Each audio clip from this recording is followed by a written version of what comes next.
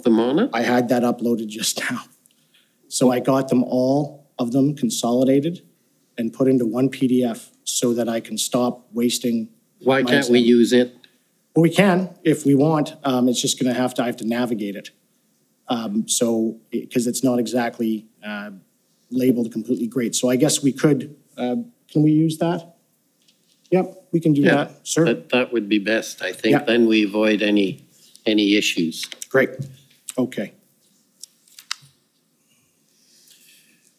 Time to begin now? You've already taken a fair amount of your time, but I'll be generous. Just Robert McKinnon again, sorry, last thing. Just as long as the documents that you're referring to, you have, I don't know how many here. They're all the ones that I've, in the document that I've given you already. The one. So they're all in relativity. Pretty much. Yeah, No. all of those are in relativity because that document is in relativity. No. So if we could pull up the document, and I just don't want to run out of time. Okay, so let's see how it goes, and I'll try and keep an eye out for you, Mr. McKinnon, if there's an issue. Okay, so if I can first, Director, does CSIS have a concern with the current elected executive leaking information and CSIS information to the media? Do they have a current concern about that? Do you have something specific you No, I just refer want to? Not specific, but does CSIS have a concern generally about the current political executive leaking information from CSIS to the media? We always have concern when we see information that is, unauthorizedly, made public. I don't know where the source of those unauthorized disclosures are, so I do not have a specific view on your premise. I'm concerned when I see unauthorized disclosure point. Right. So, but I take it the unauthorized disclosure, it's highly unlikely it's actually coming from your agency. It's not coming from them directly, is it? I'd like to think that, we have an organization that, has a very high standard for that. But, I would not want to speculate as to the source of potential unauthorized disclosures. Okay. If we could go to the January 24th tweet of Mr. McGregor. Or sorry, the January 25th one of Alethea Raj. Tweet 14, number 14.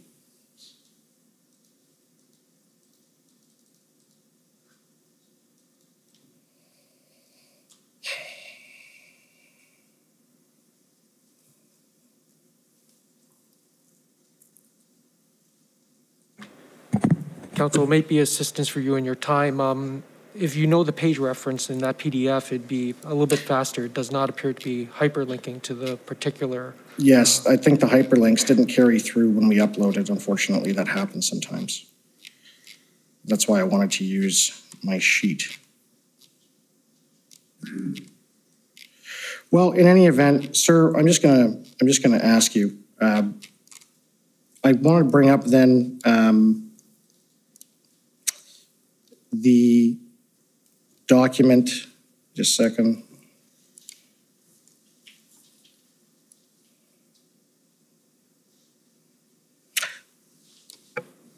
I'll just bring it up on the normal document relativity, and I'm going to have to ask for more time. I tried to get this dealt with, and if I was permitted to use the examination sheet that my friend's trying to stop me from, I wouldn't be in this position. Well, Mr. Commissioner, I do have this is Bathsheba Vandenberg, counsel for Freedom Corps. I do have a number that I can give to the clerk if I may. Okay, go ahead. Anything to speed it up. The code for the Raj tweet is HRF 401621. Thank you.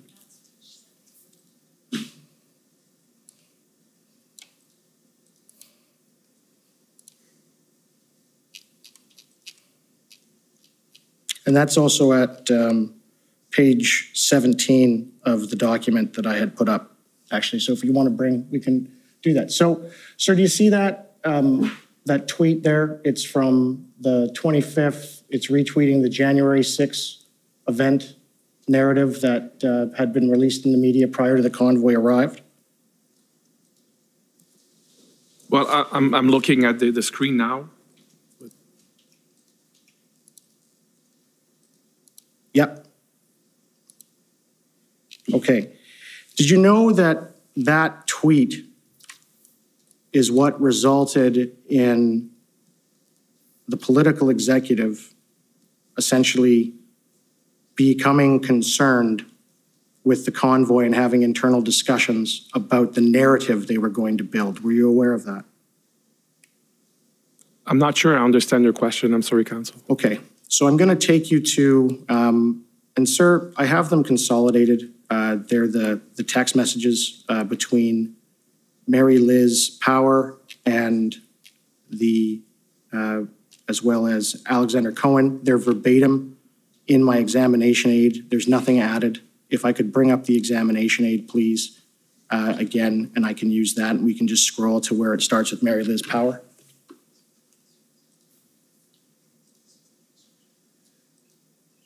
Sir, thank you.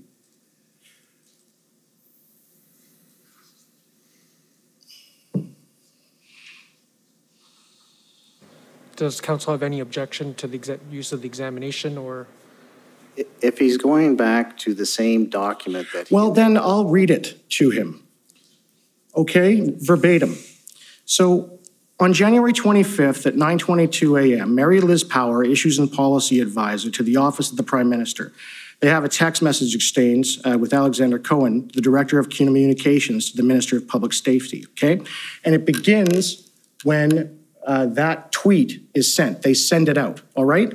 And Mary Liz Power sends that text to Alexander Cohen and states, "I'm sure you've seen this, but flagging."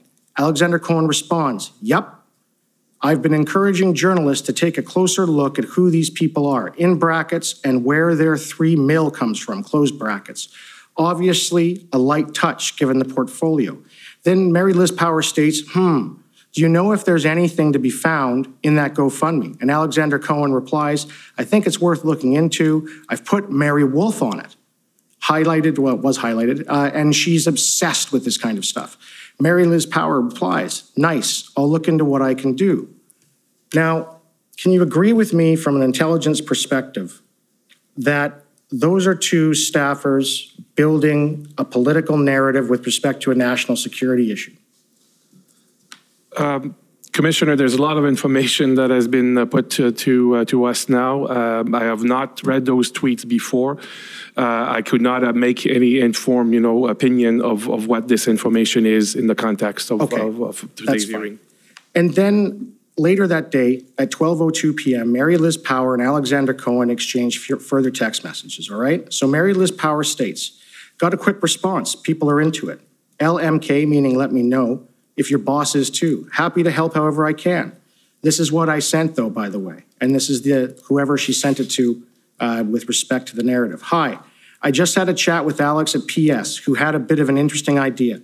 As you saw in the pod goals chats, the trucker convoy and some of their more extreme comments, in brackets, i.e. calling for a January 6th style insurrection, close brackets, are getting more coverage in media. Alex was surveying where there'd be interest in his boss, that's the public safety's minister, doing some media on this eventually. He was chatting with Mendicino about right before he went into the cabinet retreat. I think there could be an opportunity in getting in on the narrative of the truckers, particularly with the research that the LRB is doing into their backers. My thoughts of framing here would be similar to what the PM and Blair said last year when January 6th occurred. Our democracy is something we need to nurture and protect every day. We will always protect the right to peaceful protest. Some calls that organizers of these events are making are concerning, and we're taking them seriously. We'd need something to back this up in brackets. We'll continue to monitor the situation closely, and the fine line to walk would be to ensure we are not looking like we're directing the police, which obviously is not the goal here. Hoping to canvass your thoughts. Alex said he'd come back to me with a proposal this aft when he gets to chat to Mendicio again, and obviously pending his boss and our interests in looking into this further. Mr. Cohen responds, Thanks. I had an initial chat with my boss and he's supportive, but wants to wait a day or two. There's a danger that if we come down too hard, they might push out the crazies. Mary Liz Power replies, I think that's fair. Apparently Global and others are working on stories. Maybe we see how those land. Now, I'm going to ask the same question again. At that point, are there a bunch of political staffers essentially planning to create a national security issue or make one look like it is? Mr. Commissioner, I will have the same answer. You know, there's a lot of information just been put to us for the first time. There are acronyms that were mentioned. I don't know what they refer to. And I think, you know, I could speak to information I'm aware of, privy to, but unfortunately not this one, Council. So are you aware of the LRB, what it is? You are, aren't you? Not the specific acronym, maybe if you spell it out. Liberal Research Bureau. Yeah, I know about the Liberal Research Bureau. All right. And so is it fair to say that it's kind of strange that the political branch would have the Liberal Research Bureau doing research on protesters with respect to these concerns they're raising, as opposed to yourselves who are the National Security Agency? Mr. Commissioner, I would say that, you know, this is not something that would be of interest to CSIS. As we, my colleagues and I have testified, we very much, you know, since the beginning, mid-January on, we've been looking at these issues and the developments and potential threat to the security of Canada based on the CSIS Act. So we would not be looking necessarily for what other parties would be involved in this context. Okay, can we go to document ssm.can.00006358 underscore rel.0001?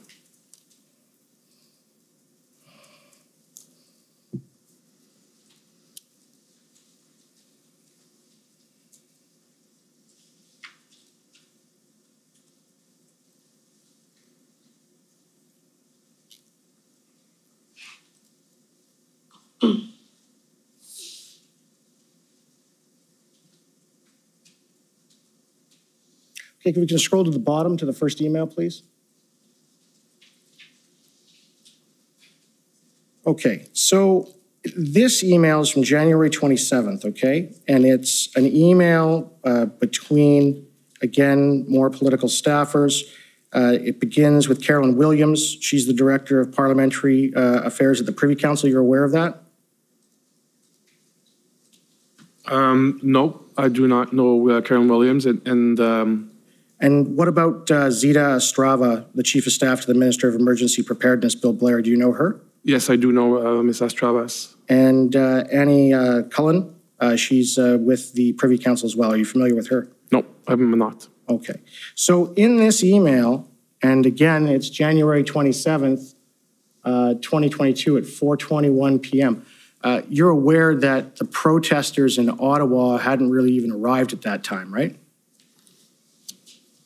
Sorry, on the 27th specifically, I do not have those specific chronological details with me. I'm sorry. So there it says to ML, that's Mary Liz, I wanted to reach out on the current issue led situation for the convoy. Given how this is transitioning to a whole of government coordination response, I feel like emergency preparedness, we are well-positioned office to provide more of a high-level messaging going forward. Public safety, of course, has a major role to play when it comes to the RCMP, CSIS, and IMVE threats. But we have a helpful perspective on the whole government coordination and collaboration with other levels of government. These are the lines we worked up earlier today. Any thoughts on if this is a helpful approach? Convoy, emergency preparedness. And it says, our government recognizes and respects that everyone in Canada has the right to safe and peaceful protest.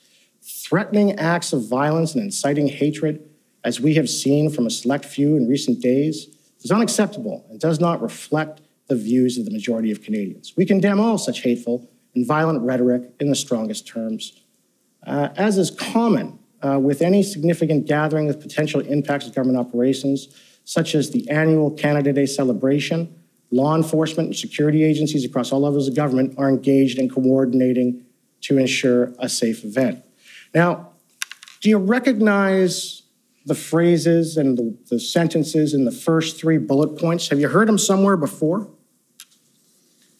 I do not have a specific recollection of these words. Do you recall the Prime Minister's speech on January 31st? Do you recall him when he was in isolation, he came out and gave a speech on January 31st about the protest? Do you remember that?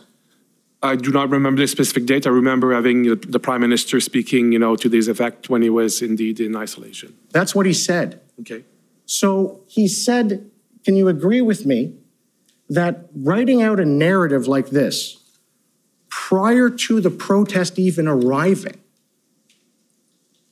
and then on the January 31st, despite the fact, and this is in evidence, there had been no real actual violence in Ottawa, he says these things. Do you find that concerning? From what point of view? As an intelligence officer, as an intelligence agency, that there's a narrative being built for an emergency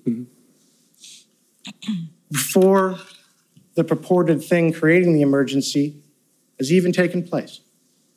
Mr. Commissioner, what I can say is that as we've testified, the interdepartmental community got together to understand what was happening, share information, make sure that each of the organization would be able to discharge their mandate appropriately. And so at that point, of course we are, as I testified, we're keeping aware of what's happening around us, but we are very much focused on making sure that we are discharging our investigative responsibilities and not opine on other issues. Okay, and let me ask you this. The biggest concern, it appeared, was over the first weekend of the protest. There was the appearances of Confederate flags and Nazi symbols, right? Did you investigate those issues at all? Mr. Commissioner, we testified earlier that we have written an intelligence assessment about the presence of flags and some of the meaning of those flags. And so I can go back to our analysis, what we've described then.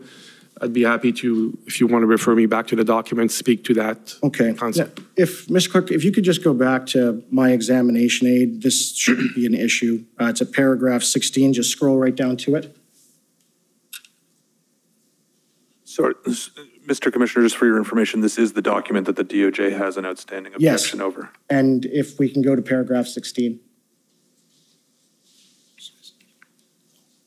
Mr. Commissioner, we've already objected to this document being put up. I understand, but I'm going to ask for a ruling on the commissioner to put this page to them. So let's deal with that if we can. So if we can put up just page 16 again. And what is page 16? Or paragraph 16 is just the 2 pictures of the first post in time at 10:13 a.m. on January 28th, 2022 of the spotting of a Confederate flag.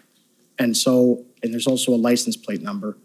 If you'd like me to go through and bring up all of the documents, I'm just trying to get this done quicker, sir. Well, you're way over time already. I understand, but I'm not. This is so important, sir, that I need more time to get through this area. It is extraordinarily important. Well, so far asking a bunch of questions right to people who have no knowledge of the documents or the information. I understand. So is not. I'm trying to explain something, and I know you're frustrated, but that's not good use of your time.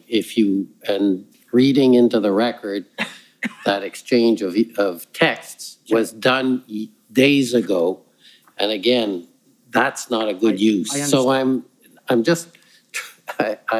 trying to be patient, and I understand you want to get something done. So let's try and work together to figure out how we can navigate this in a appropriate way. Okay. So you want to put up a picture of a license plate that's in relativity? Yes. Okay, and I think your co-counsel has the number for that, the relativity number, so we can, I'm guessing, Yes, Mr. Commissioner, Okay. from my understanding, Mr. Miller would like to first put up a tweet of Ariel Trusser that shows the image of the license and then the license. So we'll Right. call up the number HRF, so POE.HRF 6021. Okay. So I think that's okay, Mr. McKinnon. We're just putting up the picture for what it's worth. We'll see what it is. We've gone to page 16 with respect, and it's not just a picture. We're not putting up that's it. page 16. We've moved on, Mr. McKinnon, so, If it's just the picture, that's fine. okay, so that's what I think we're doing, so I'm just let's try and get through this. Okay, so, sir, this is my first understanding that this was the first post in time that I can find with respect to when a Confederate flag or a Nazi flag appeared. And it's at 10:13 a.m. on January 28th of 2022. And it's posted by Ariel Troster. Do you know who she is? I do not. You're not aware that she's the new counselor that replaced Counselor McKenney? I do not know who the individual is. All right, and so then if I could just bring up the closer photo with respect to the license plate, please, and that actually is at page 43 of the examination book of authorities. That'll just be easier for you, Mr. Clerk. Well, no, I don't think we go there. So your co-counsel, I think, has the reference. Yes, Mr. Commissioner, the reference is POE.HRF 6029.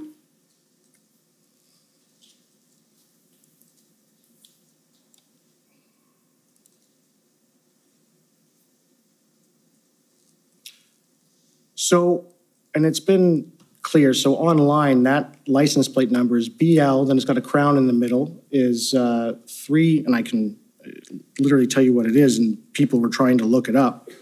It's viewable. Did at any time CSIS do an investigation into who that license plate holder was? Mr. Commissioner, I do not have the specific knowledge of this, and even if I had specific knowledge, we would not be at liberty to disclose specific details. Right. That's why there was an in-camera session with the Commissioner and Council. Okay, and so the next document then would be second, please. The next document is the one that comes after in the examination aid, and it is the January 29th being POEHRF 00000024.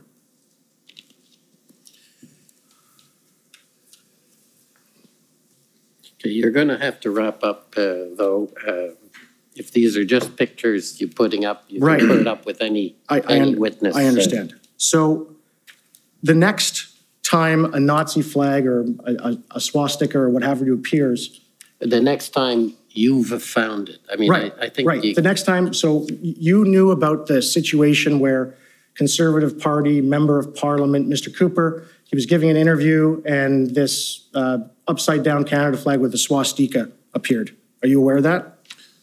I remember something to that effect. I've not researched this recently, but I recall something to that effect, yes. Okay. Could I now bring up POEH.HRF 00000026?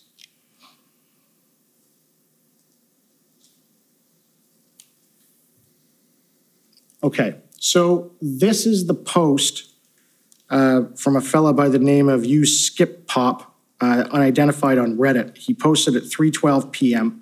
And it's, from my understanding, the first time that the Nazi flag photo appears. Are you aware of that? I'm not aware of that, and I'm not seeing yeah, it's just anything other I'm just trying to get through it.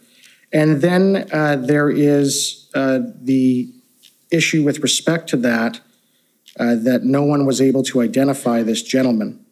And I believe there's a close-up photo of my friend, Ms. Vanberg. Okay, I think that's going to have to be it, though. Right. Well, I'm just going to, if we are going to run out of time, is this. Were you aware that the first time that the picture of the gentleman all covered in army fatigues with a mask over his face, walking with a Confederate flag through a crowd, it first appeared in an opinion piece in the Toronto Star from someone who actually works for the Liberal Party of Canada? Were you aware of that? Mr. Commissioner, my friend seems to be giving evidence now. I'm asking if he's So aware he of it. asked a question, and I can guess at what the answer is Right. going to Right, be. okay, Right. but there's a presupposition of a fact that's not it. Yeah, because you keep interrupting me when I'm trying to ask questions, and I'm No, running out of time. Just, please. Okay. So I'm not aware of the articles, and I'm not aware of those facts that you mentioned. Right. I'm sorry. Are you aware of a company called Enterprise Canada? Not specifically, no. And have you identified the individual, one that it was all over the news, the gentleman that was carrying the Nazi flag? Have you identified him yet? Mr. Commissioner, as I've said before, the specific details of our investigations have been shared, with Commission earlier. I would not be able to go into more specific details. Okay. So I think that's it. Right, yeah. No, and I Thank take you. it, and I take it then, sir, that you know that individual was Brian Fox from Enterprise Group. I have not said anything of that respect to council. I have not testified to that, council. Yeah, you haven't testified to it, but you know that to be true, don't you? No, that's not fair. Firstly, not a fair statement. So please, and please don't, if you're going to make a statement, please make it.